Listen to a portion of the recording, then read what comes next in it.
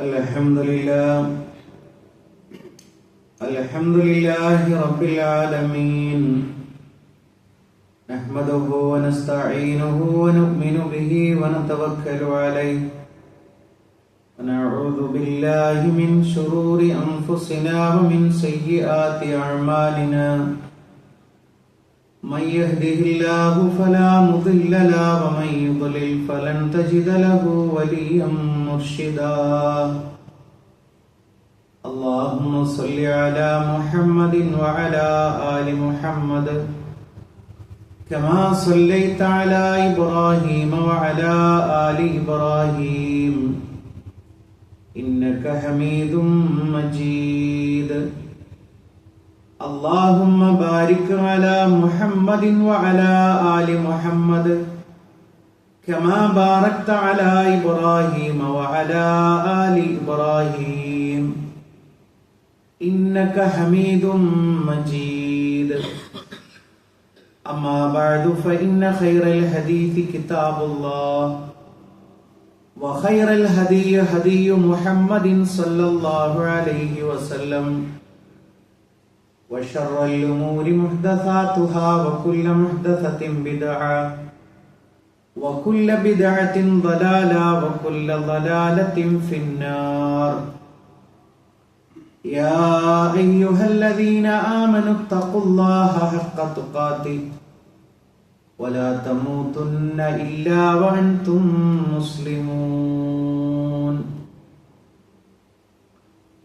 സ്നേഹമുള്ള സത്യവിശ്വാസികളെ വിശ്വാസിനികളെ, ലോകരക്ഷിതാവും പ്രപഞ്ചങ്ങളുടെ പരിപാലകനുമായ അല്ലാഹുവിന്റെ ആജ്ഞകളും നിർദ്ദേശങ്ങളും ജീവിതത്തിന്റെ എല്ലാ മേഖലകളിലും പാലിക്കണമെന്ന് ഉണർത്തുകയാണ്, ഓർമ്മപ്പെടുത്തുകയാണ്.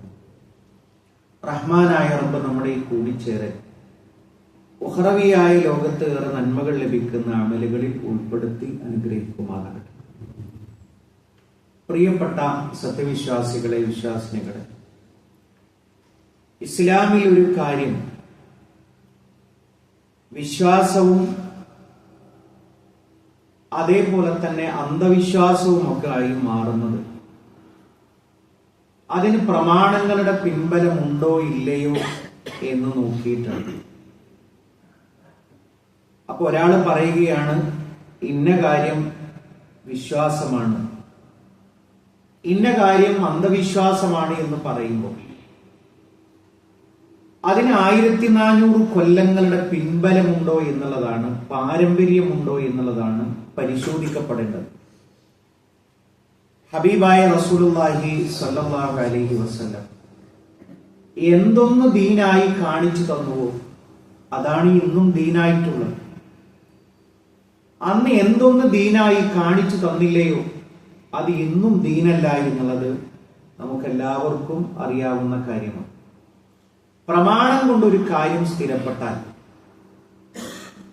അത് ലോകത്തിലെ ഭൂരിഭാഗം ആളുകൾ പറയാണ് അത് അന്ധവിശ്വാസമാണ് എന്ന് പറഞ്ഞാൽ അതൊരിക്കലും അന്ധവിശ്വാസമാകുന്നതല്ല. കാര്യം അത് ദീൻ പഠിപ്പിച്ചു തന്നിട്ടുള്ള ഒരു കാര്യമാണ്.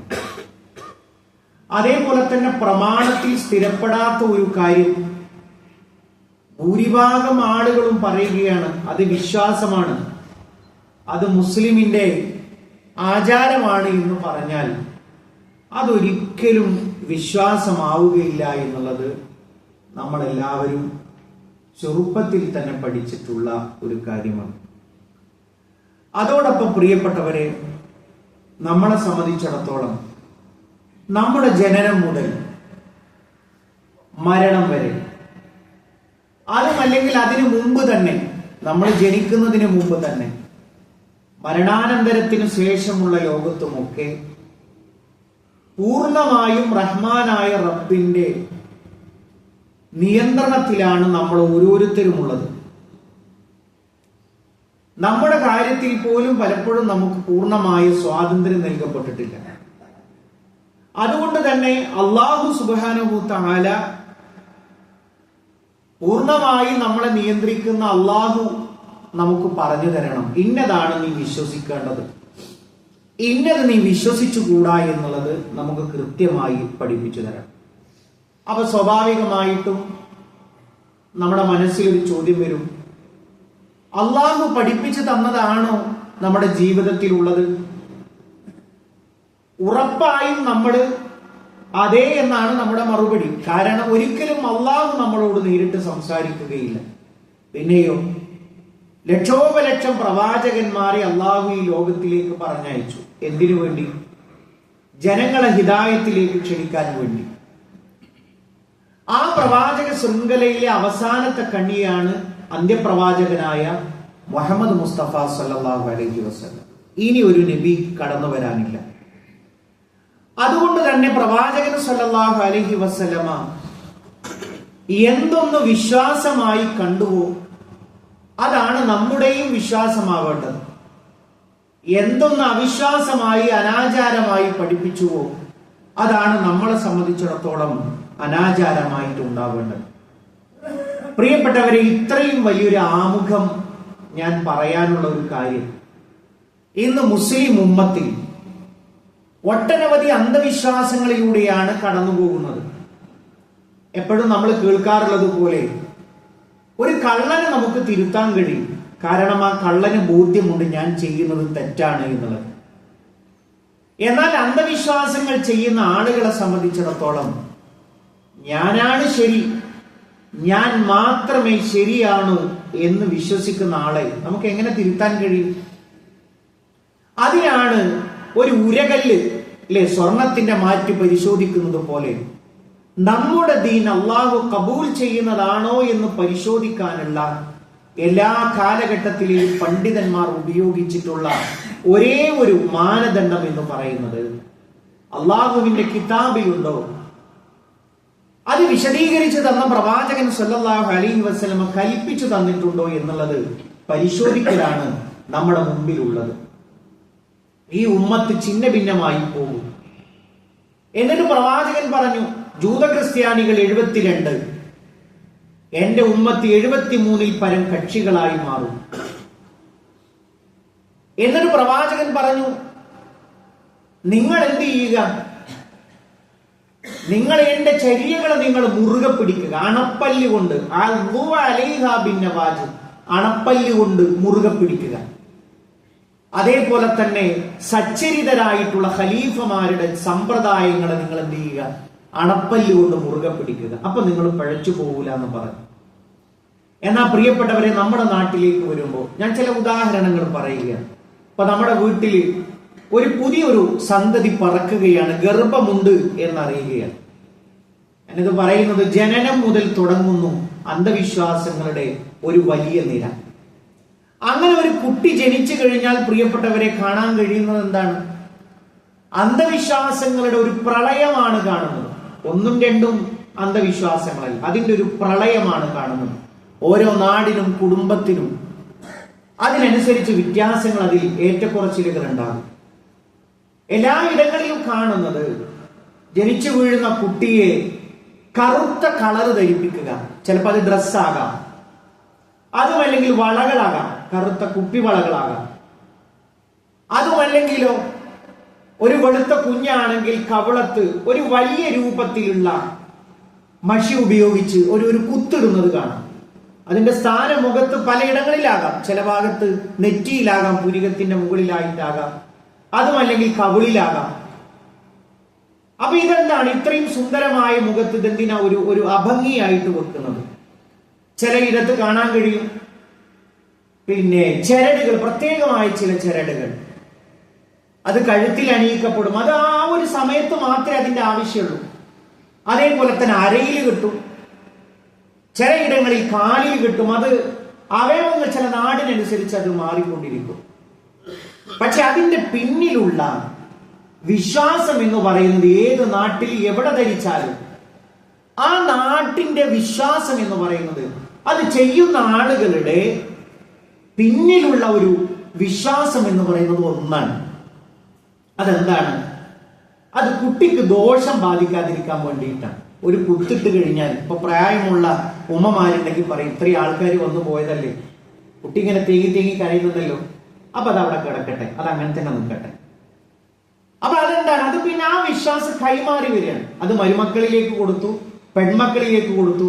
പിന്നെ അവർക്ക് പേരക്കുട്ടികൾ ഉണ്ടാകുമ്പോൾ അവരും ഇതിങ്ങനെ സമ്പ്രദായമായിട്ട് കൊണ്ടുവരുന്നു. കറുത്ത വളകൾ ധരിക്കുന്നു, അതേപോലെ തന്നെ മുന്താണികൾ ധരിപ്പിക്കുന്നു.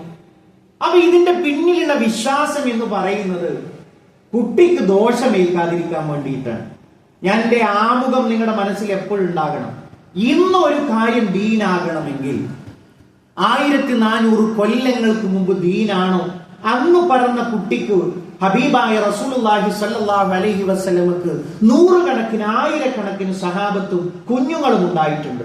നമ്മളെ പോലെയല്ല 7, 8, 9, 10 അല്ലെ, പല ഭാര്യമാരിലായിട്ട് അത്രയും മക്കൾ ഉണ്ടായിട്ടുണ്ട്. പ്രവാചകനും ഉണ്ടായിട്ടുണ്ട്.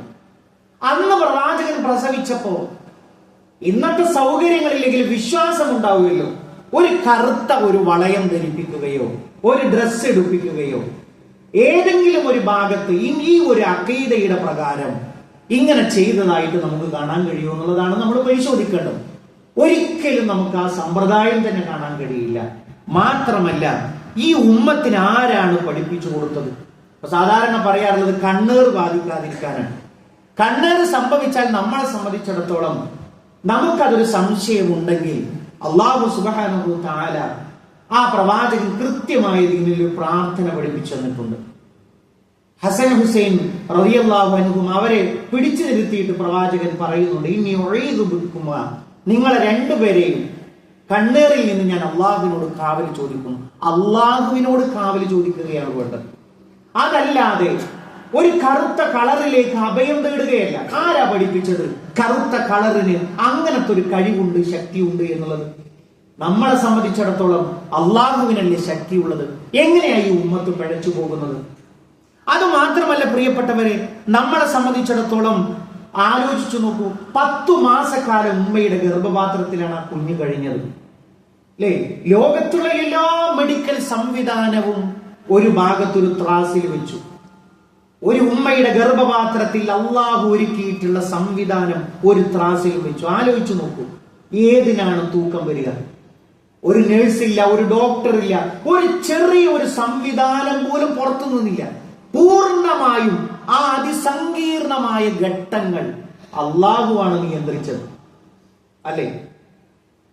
അള്ളാഹുവാണ് 10 മാസവും നിയന്ത്രിച്ചത്. എത്ര സുന്ദരമായിരുന്നു അവിടുത്തെ ഭക്ഷണം, അവിടുത്തെ പരിചരണം, അവിടുത്തെ രോഗ പ്രതിരോധ സംവിധാനങ്ങൾ. ഉമ്മയുടെ ഗർഭപാത്രത്തിലേതാണ് ഞാൻ പറയുന്നത്. എത്ര മികച്ചതാണ് പ്രിയപ്പെട്ടവരെ. അവിടെ നമ്മളെ പോറ്റാൻ അള്ളാഹ്ക്ക് കഴിയുമെങ്കിൽ നമ്മളെ സംബന്ധിച്ചിടത്തോളം ഈ ദുനിയാവിന്റെ എന്തൊന്നുണ്ടോ അത് അവനിലേക്ക് ഏൽപ്പിക്കാനാണ് ദീനുൽ ഇസ്ലാം നമ്മളെ പഠിപ്പിച്ചിട്ടുള്ളത്. അതുകൊണ്ട് തന്നെ പ്രിയപ്പെട്ടവരെ, ഒരു കുഞ്ഞ് ജനിച്ചു കഴിഞ്ഞാൽ നമ്മളെ സംബന്ധിച്ചിടത്തോളം ഒരു വലിയൊരു സന്തോഷമാണ്. ആ സന്തോഷം നമ്മൾ പ്രകടിപ്പിക്കണം. അത് ദീൻ അതിനുള്ള മാർഗങ്ങൾ അറിവ് നടത്തണം. അതേപോലെ തന്നെ തലമുടി നീക്കം ചെയ്യണം, നല്ല പേര് വിളിക്കണം. ഇങ്ങനെ ഒരുപാട് മര്യാദകൾ പഠിപ്പിച്ചു തന്നിട്ടുണ്ട്. എന്നാൽ അള്ളാഹുവിനോ അവന്റെ റസൂലിനോ പൊരുത്തമില്ലാത്ത, പിശാചിന് മാത്രം ഇഷ്ടമുള്ള ഇത്തരത്തിലുള്ള ചില സമ്പ്രദായങ്ങൾ നമ്മുടെ സമൂഹത്തിൽ ഉണ്ട്. നിങ്ങൾ നോക്കൂ, മറിയം ബീവിയെ കുറിച്ച് വിശുദ്ധ ഖുർആനിൽ പറയുന്നുണ്ട്. ആ മറിയം ബീവിയെ കുറിച്ച് ഉമ്മ പറയാണ്, ഫലമ്മാ വലഅത്ഹാ, ഉമ്മ പറയാണ് എന്ത്? അല്ലാഹുവേ, ഞാൻ പ്രസവിച്ചു. ഖാലത്ത് റബ്ബി ഇന്നി വലഅത്ഹാ ഉൻസ, ഞാൻ പ്രസവിച്ചത് പെണ്ണിനെയാണ്. എന്താ അത് എടുത്തു പറയാനുള്ള കാരണം? എന്റെ ഗർഭത്തിലുള്ളത് ബൈത്തുൽ മുഖദ്ദസിന്റെ പരിചരണത്തിന് വേണ്ടി ഞാൻ നേർച്ചയാക്കിയിരിക്കുന്നു എന്നാ മഹദി നേർച്ച നേർന്നതാണ്. പക്ഷെ പറന്നു വീണപ്പോ അത് പെൺകുഞ്ഞാണ്. എന്നിട്ട് മഹദി പറയാണ്, വല്ലാഹു അഅലമു ബിമാ വലഅത് വലൈസ ദക്കറു കൽ ഉൻസ, ഒരിക്കലും പെണ്ണാണിനെ പോലെയല്ലല്ലോ. വഇന്നി സമ്മൈതുഹാ മറിയം, ഞാൻ ഇവൾക്ക് മറിയം എന്ന് പേരിടുന്നു. വഇന്നി ഉഈദുഹാ ബിക വദുരിയതഹാ, ഇവൾക്കും ഇവളിൽ നിന്നുണ്ടാകുന്ന സന്താനങ്ങൾക്കും ഞാൻ അള്ളാഹുവിനോട് കാവല് തേടുന്നു. എന്ത്? മിനശ്ശൈത്വാനിർ റജീം, ശപിക്കപ്പെട്ട പിശാചിൽ നിന്ന് അള്ളാഹുവിനോട് ഞാൻ കാവല് തേടുന്നു.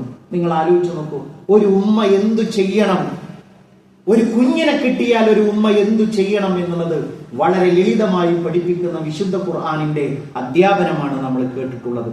രണ്ടാമത്തെ ഒരു അന്ധവിശ്വാസം കടന്നു വരുന്ന ഒരു കാര്യം എന്ന് പറയുന്നത്, പുതിയ വീട് വെക്കുന്ന സമയത്താണ് ഇവൻ മുസ്ലിമാണോ എന്ന് പോലും നമ്മൾ ശങ്കിച്ചു പോകുന്ന ചില സമ്പ്രദായങ്ങൾ നമ്മുടെ നാട്ടിലുണ്ട്. സ്ഥലം തെരഞ്ഞെടുക്കുന്നത് മുതൽ അന്ധവിശ്വാസത്തിന്റെ ഞാൻ നേരത്തെ പറഞ്ഞതുപോലെ ഒരു പ്രവാഹമാണ് നടക്കുന്നത്. ഈ സ്ഥലത്തിന് വല്ല ദോഷവും ഉണ്ടോ എന്നാണ് ആളുകൾ പരിശോധിക്കുന്നത്. ഒരു മുസ്ലിമിനെ സംബന്ധിച്ചിടത്തോളം ഹലാലായ മാർഗത്തിലൂടെ സമ്പാദിച്ച മുതലുകൊണ്ട് ന്യായമായ വഴിയിലൂടെ സമ്പാദിച്ച ഒരു സ്ഥലത്ത് ഒരു വീട് വെക്കാൻ അള്ളാഹു നമുക്ക് അനുവാദം നൽകിയിട്ടുണ്ട്. നമ്മളെ സംബന്ധിച്ചിടത്തോളം അള്ളാഹു ദുനിയാവിനെ പടച്ചിട്ടുള്ളത്, നമുക്ക് കീഴ്പ്പെടുത്തി തന്നിട്ടുള്ളത് നമ്മുടെ സൗകര്യങ്ങൾക്ക് ഉപയോഗപ്പെടുത്താൻ വേണ്ടിയിട്ടാണ്. എന്നാൽ മനുഷ്യന്മാർ അവര് ഒന്നാമതായി അങ്ങനത്തെ ഒരു അവസരം കിട്ടിയാൽ ചിന്തിക്കുന്നത് എന്തിനു വേണ്ടിയിട്ടാണ്? ഇതിന് പ്രത്യേകമായിട്ടുള്ള വല്ല ദോഷബാധയുമുണ്ടോ എന്നാണ് ആദ്യമായിട്ട് പരിശോധിക്കുന്നത്.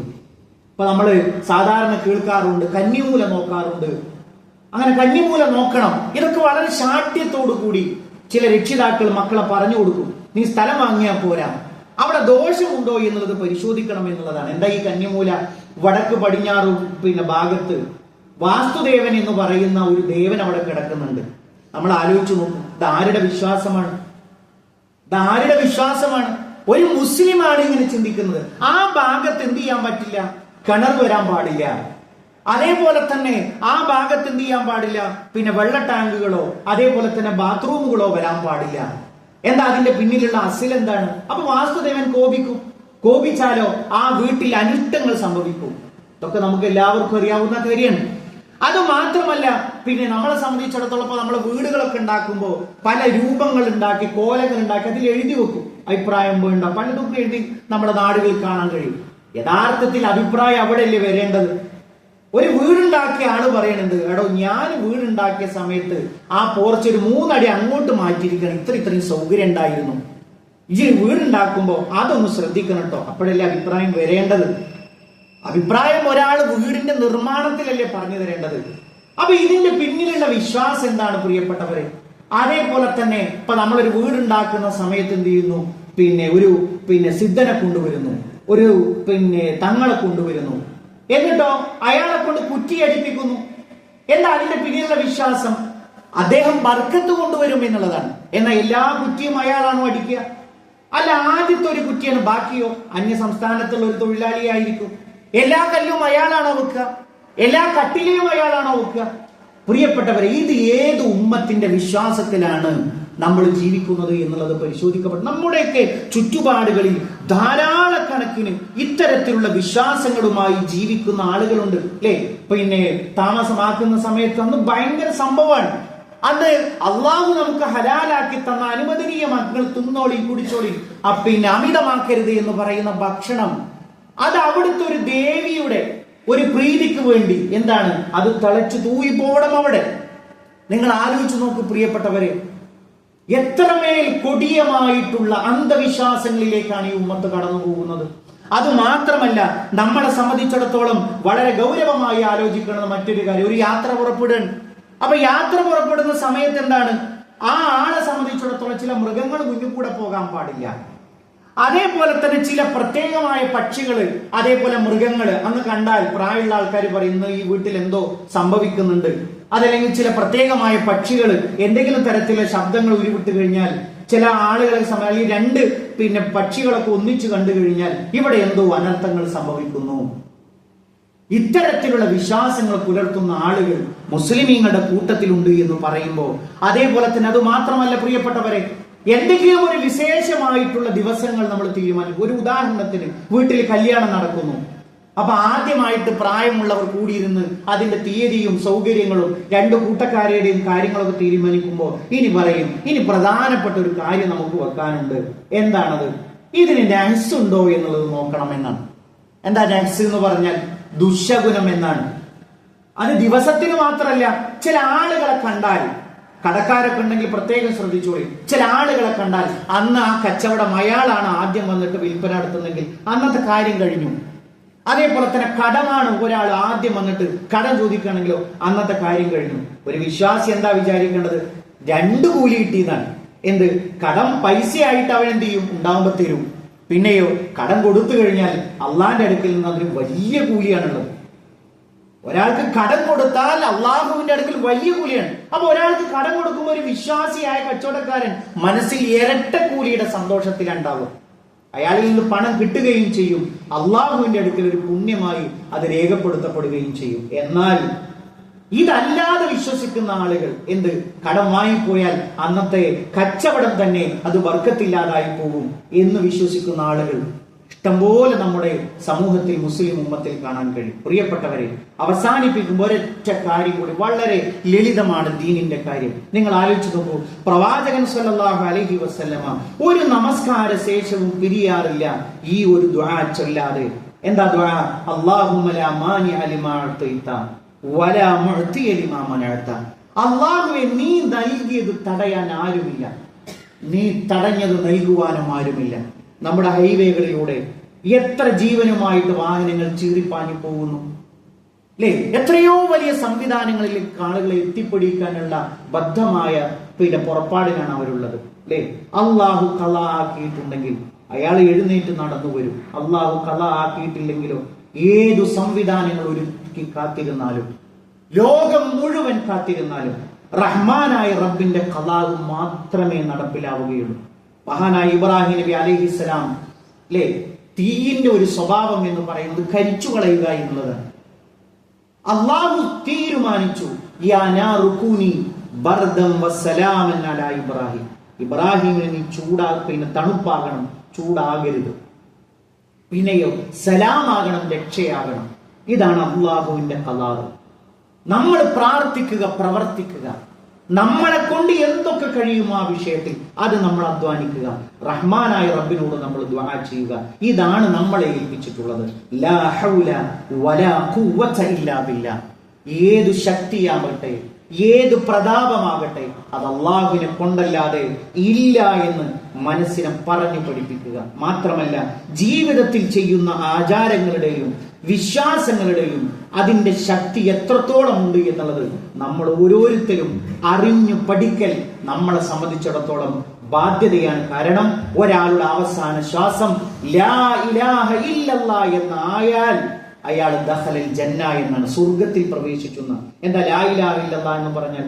ഒന്നുമില്ല, മനസ്സിലൊന്നുമില്ല, ഇല്ലല്ലാഹ്, അള്ളാഹു ഒഴികെ എന്നുള്ള ആ ഒരു പ്രഖ്യാപനം ജീവിതത്തിലും വാക്കിലും നോട്ടത്തിലും പ്രവർത്തനത്തിലും ഒക്കെ കൊണ്ടുവരാൻ നമ്മൾ ശ്രദ്ധിക്കണം. റഹ്മാനായ റബ്ബ് നമ്മൾ അനുഗ്രഹിക്കുമാറാകും.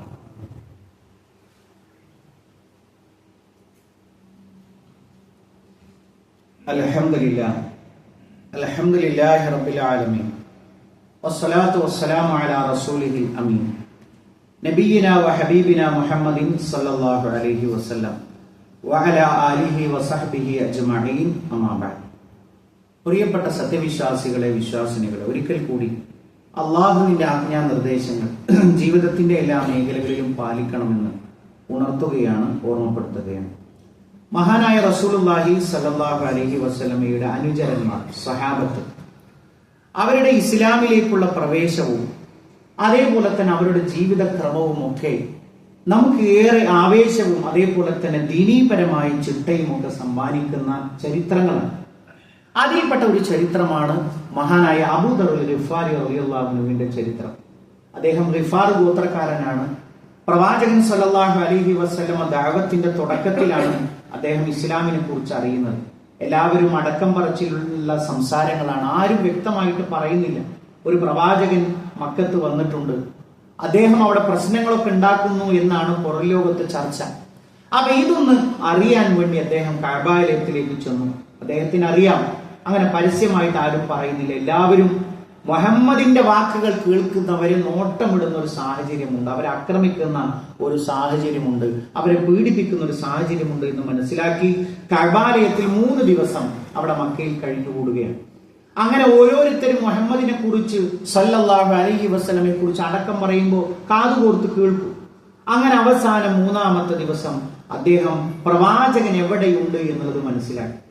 അങ്ങനെ 3-ാമത്തെ ദിവസം കഴിഞ്ഞ് അദ്ദേഹം ദാറുൽ അർഖമിലേക്ക് ചെല്ലുകയാണ്. എന്താ ദാറുൽ അർഖമിന്റെ പ്രത്യേകത? പ്രവാചകൻ സല്ലല്ലാഹു അലൈഹി വസല്ലമയുടെ കൂടെയുള്ള അടിമകളും പാവപ്പെട്ടവരും സാധുക്കളുമായിട്ടുള്ള ആളുകൾക്ക് ദീന് പറഞ്ഞു കൊടുക്കുന്ന ഒരു അർഖം റളിയല്ലാഹുവിന്റെ വീടാണ് അവിടെ. അപ്പൊ അവിടെ രഹസ്യമായിട്ട് പ്രവാചകൻ അവർക്ക് ദീൻ പഠിപ്പിച്ചു കൊടുക്കുക.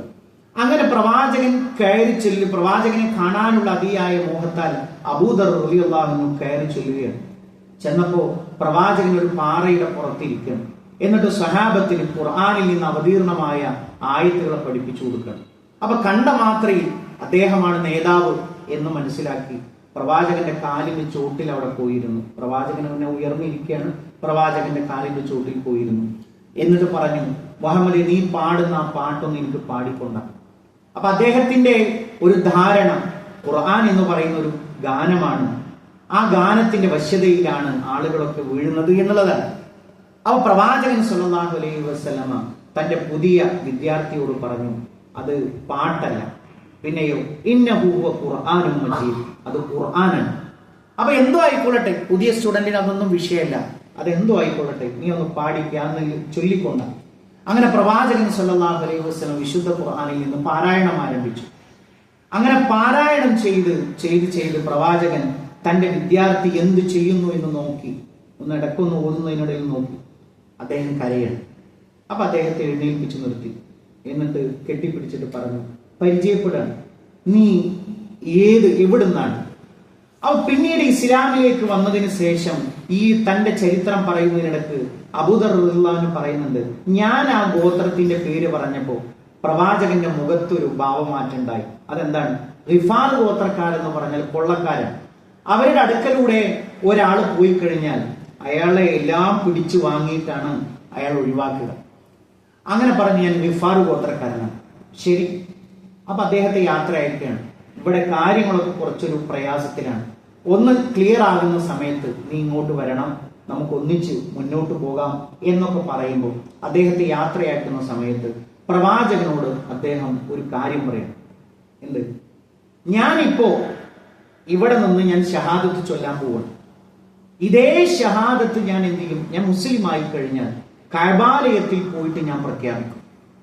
അങ്ങനെ ഷഹാദത്ത് ചൊല്ലിയിട്ട് പ്രവാചകന്റെ പ്രതികരണത്തിനൊന്നും കാത്തു നിൽക്കാതെ കഅബാലയത്തിലേക്ക് അബൂദർ റളിയല്ലാഹു അൻഹു ഓടിച്ചെന്നിട്ട് അദ്ദേഹം അവിടെ നിന്ന് ഉച്ചത്തിൽ പറഞ്ഞു, അശ്ഹദു അല്ലാ ഇലാഹ ഇല്ലല്ലാഹ് വ അശ്ഹദു അന്ന മുഹമ്മദുർ റസൂലുള്ളാഹ്. ആരും ധൈര്യപ്പെടാത്ത ആ ഒരു സമയത്ത്, ആ ഒരു സന്ദർഭത്തിൽ ഒരാളും ഞാൻ പരസ്യമായി ഇസ്ലാമിലേക്ക് വന്നു ഉമർ റളിയല്ലാഹു മാത്രം. അദ്ദേഹം അത്രയും ധൈര്യവാനാണ്. ഇത് കേവലം ഒരു അപരിചിതനായ ഒരു ഖുറൈശി പ്രമാണിമാരുടെ മുമ്പിൽ വളരെയധികം നിസ്സാരനായ ഒരു വ്യക്തി ഇത് പറഞ്ഞപ്പോൾ അതിശക്തമായ അടി കിട്ടി. അങ്ങനെ 3 തവണ ബോധം വന്നപ്പോഴൊക്കെ അദ്ദേഹം ഇത് പ്രഖ്യാപിച്ചപ്പോൾ മഹാനായ പ്രവാചകൻ സല്ലല്ലാഹു അലൈഹി വസല്ലമയുടെ അമ്മായിട്ടുള്ള ഹംസ റളിയല്ലാഹു അൻഹു വന്നിട്ട് പറഞ്ഞു, കൂട്ടരെ, നിങ്ങൾ എന്തു പണിയാണ് കാണിക്കുന്നത്?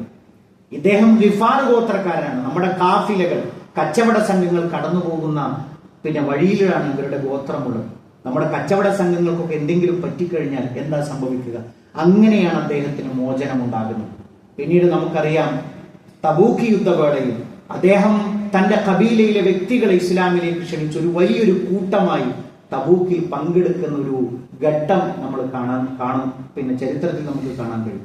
പ്രിയപ്പെട്ടവർ, ഈ ഒരു ചരിത്രം ഞാനിവിടെ പറഞ്ഞത്, നമ്മൾ ഇസ്ലാമിൽ തന്നെ പെറ്റ്, ഇസ്ലാമിൽ തന്നെ പ്രസവിച്ച്, ഇസ്ലാമിൽ തന്നെ ഭക്ഷണം കഴിച്ച്, ഇസ്ലാമിൽ തന്നെ മരണപ്പെടുമ്പോൾ ഈ ഒരു ഇസ്ലാമിലേക്ക് കടന്നു വന്നിട്ടുള്ള നമ്മുടെ പൂർവികരായ ആളുകൾ, ഖുർആൻ അവരെ കുറിച്ച് റളിയല്ലാഹു അൻഹും വ റളു അൻഹു, അള്ളങ്ങളെയും അവർ അള്ളാഹുവിനെയും തൃപ്തിപ്പെട്ട ഏറ്റവും അത്യുത്കൃഷ്ടമായിട്ടുള്ള ഒരു സമൂഹമായി തെരഞ്ഞെടുക്കപ്പെട്ടവരുടെ ആ ഒരു ചരിത്രം നമ്മുടെ ജീവിതത്തിലേക്ക് നമ്മൾ മുമ്പിൽ വെച്ചുകൊണ്ട് അവരാണ് സ്വർഗത്തിലെ ഒന്നാമത്തെ സ്വഫിലുള്ളവർ. നമ്മൾ അവരെ ഇത്തിബാഅ് ചെയ്യുന്ന ആളുകളാണ്. അപ്പൊ നമ്മളെ സംബന്ധിച്ചിടത്തോളം അവരുടെ ചരിത്രങ്ങൾ കേൾക്കുകയും പഠിക്കുകയും മനസ്സിലാക്കുകയും ചെയ്യേണ്ടുന്ന ഒരു അനിവാര്യത നമ്മുടെ അത് ഒട്ടേറെ മാറ്റങ്ങൾ, ഒട്ടേറെ നമ്മുടെ ജീവിതത്തിൽ ക്രമപ്പെടുത്തലുകൾ നടത്താൻ അത്തരത്തിലുള്ള ചരിത്രങ്ങൾക്ക് സാധിക്കും എന്ന് ഓർമ്മപ്പെടുത്തുകയാണ്. പ്രിയപ്പെട്ടവരെ, ഒരു മരണത്തിൽ ഒരു ദുആ വസിയത്ത് നമ്മളോടുണ്ട്. നമ്മുടെ പള്ളിയിൽ സ്ഥിരമായി പങ്കെടുത്തുകൊണ്ടിരിക്കുന്ന ഒരു വ്യക്തിയാണ് നമ്മുടെ ഹനീഫ സാഹിബ്. എല്ലാവർക്കും അറിയാവുന്നത്. കഴിഞ്ഞ ഒരു ആഴ്ചക്ക് ഒരു ആഴ്ച ഗ്യാപ്പിലാണ് അദ്ദേഹം മരണപ്പെട്ടത്. നമ്മുടെ പള്ളിയിലും അതേപോലെ തന്നെ സജീവമായിട്ടൊക്കെ നമ്മുടെ കൂട്ടത്തിൽ ഉണ്ടായിരുന്ന ഒരു വ്യക്തിയാണ്. അദ്ദേഹത്തിന് വേണ്ടി പ്രത്യേകമായി പ്രാർത്ഥിക്കാൻ നമ്മളോട് പറഞ്ഞിട്ടുണ്ട്. അല്ലാഹു അദ്ദേഹത്തിനും നമുക്കും എല്ലാം അർഹമായ പ്രതിഫലം നൽകുകയും അവന്റെ ജന്നാത്തുൽ ഫിർദൗസിൽ ഒരുമിച്ച് കൂട്ടി അനുഗ്രഹിക്കുകയും ചെയ്യുമാറാകട്ടെ. അല്ലാഹുമ്മ ഗ്ഫിർ ലിൽ മുഅ്മിനീന വൽ മുഅ്മിനാത്ത് വൽ മുസ്ലിമീന വൽ മുസ്ലിമാത്ത് അൽഅഹ്യാഇ മിൻഹും വൽ അംവാത്ത് ഇന്നക മുജീബുദ് ദഅവാതി യാ ഖാദിയൽ ഹജാത്ത്. അല്ലാഹുമ്മ അജ്ർനാ മിനൻ നാർ اللهم أجرنا من النار. اللهم ربنا تقبل منا إنك أنت السميع العليم وتب علينا إنك أنت التواب الرحيم. آمين آمين برحمتك يا أرحم الراحمين. اللهم صل على محمد.